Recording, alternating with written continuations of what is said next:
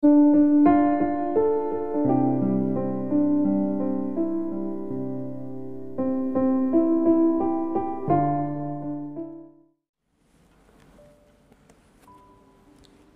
pagi jemaat sekalian yang dikasihi Kristus. Kiranya kita tetap semangat dan dalam rasa syukur selalu. Sebelum kita disapa oleh firman Tuhan, marilah kita lebih dulu menundukkan hati dan pikiran kita. Marilah kita berdoa.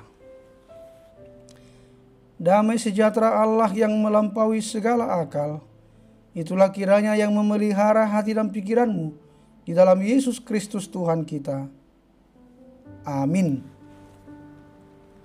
Firman Tuhan pada hari ini, Jumat, tanggal 10 Desember 2021, terambil dari Injil Matius pasal 25 ayat 31. Firman Tuhan berkata, "Apabila Anak Manusia datang dalam kemuliaannya, dan semua malaikat bersama-sama dengan Dia, maka Ia akan bersemayam di atas tahta kemuliaannya." Dalam bahasa Batak dikatakan, "Aledung roso god anak ni jolmai marhasa ngapon, rap dohot saluhut suru-suruanna, hudulanna madisi hawangsa hasa ngapon nai." Demikian bunyi firman Tuhan.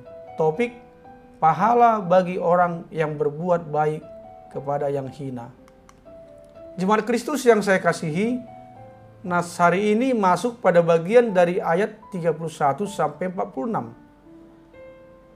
yang merupakan penutup dari rangkaian pengajaran Yesus tentang akhir zaman. Keterkaitan teks hari ini dengan akhir zaman sudah terlihat jelas dari awal. Yesus sedang membicarakan tentang penghakiman terakhir oleh Anak Manusia. Orang-orang Yahudi yang akrab dengan pengharapan mesianis pasti langsung tahu bahwa latar belakang gambaran di ayat 31 adalah nubuat Daniel tentang Anak Manusia. Bisa kita lihat di Daniel 7 ayat 13 sampai 14. Anak Manusia adalah raja atas segala suku, bangsa, dan bahasa. Dia akan datang dengan segala kemuliaannya. Ide tentang kemuliaan ini tampaknya memang sangat ditekankan. Secara eksplisit, Yesus menjelaskan bahwa kedatangannya adalah dalam kemuliaannya. Ayat 31a. Kemuliaan Anak Manusia ditandai dengan kedatangannya, yang diiringi oleh para malaikat dari sorga. Ayat 31b. Semua malaikat bersama-sama dengan Dia. Dia juga akan bersemayam di atas tahta kemuliaannya. Ayat 31c. Penekanan pada kemuliaan bukan tanpa tujuan. Inti dari ayat 31 sampai 46 adalah tentang perbuatan baik pada orang-orang yang hina. Walaupun mereka tampak hina di mata dunia, tetapi siapa yang melayani mereka ternyata telah melayani Tuhan yang mulia. Pahala diberikan kepada mereka yang berbuat baik kepadanya. Ketika ia lapar, haus, tak ada kenalan, telanjang, sakit, bahkan di penjara, mereka tak punya kepedulian, akan tersingkir. Mereka tidak menyadari bahwa perlakuan kepada salah satu dari saudaranya yang paling hina sama dengan perbuatan terhadap Tuhan Yesus sendiri. Ayat 40.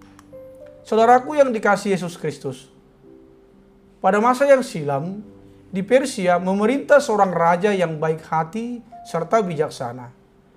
Ia mencintai rakyatnya, ia ingin tahu kehidupan mereka, ia ingin tahu penderitaan yang mereka alami. Seringkali ia berpakaian seperti seorang pekerja atau bahkan pengemis dan pergi ke kampung-kampung yang miskin. Tak seorang pun yang dia kunjungi pernah mengira bahwa ia adalah raja mereka. Suatu ketika ia mengunjungi seseorang yang amat miskin yang tinggal di sebuah gua.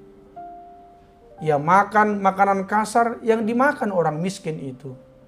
Ia berbicara kepadanya dengan kata-kata yang lembut serta menghibur. Lalu ia pergi.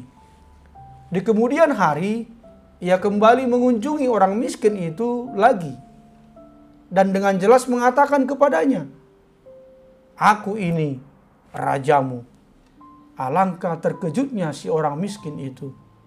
Raja menyangka bahwa orang itu pasti akan meminta suatu hadiah atau pertolongan darinya. Tetapi ternyata tidak. Sebaliknya, orang miskin itu berkata, "Engkau meninggalkan istanamu serta kemuliaanmu untuk mengunjungiku di tempat yang gelap serta kumuh ini. Engkau makan makanan kasar yang aku makan.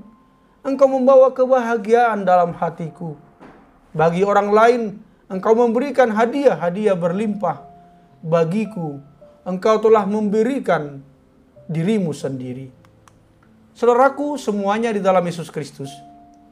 Yang dilakukan raja di dunia ini tidaklah sebesar yang dilakukan raja kita yang mulia. Tuhan Yesus sebagai raja kita telah benar-benar memberikan hidupnya untuk menebus kita. Turun ke dunia, lahir dalam keluarga sederhana. Hidup sangat sederhana bukanlah hal yang mudah. Namun semuanya itu Dia lakukan karena cintanya kepada kita.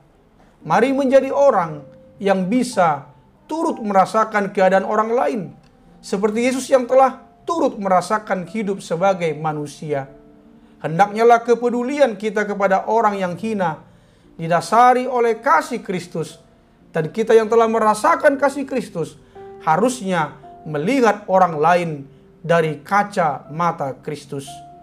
Amin. Marilah kita berdoa. Terima kasih ya Bapa atas firman-Mu yang mengingatkan kami orang percaya untuk mau peduli kepada orang yang hina dan melakukannya dengan didasari oleh kasih Kristus. Kuatkan dan mampukanlah kami untuk melakukan agar upah bersamamu dalam kemuliaan-Mu nantinya dapat kami terima. Ya Bapa, berkatilah yang berulang tahun hari ini. Sembuhkanlah orang-orang yang sakit dan juga yang terkena virus COVID-19. Hiburkanlah yang sedih dan kuatkanlah yang lemah. Berikanlah apa yang menjadi kerinduan di hati kami setiap pribadi dan keluarga. Hanya di dalam nama Tuhan Yesus Kristus kami telah berdoa. Amin. Selamat Advent, selamat pagi, selamat beraktivitas, salam sehat, tetap semangat dan bersyukur. Tuhan Yesus memberkati.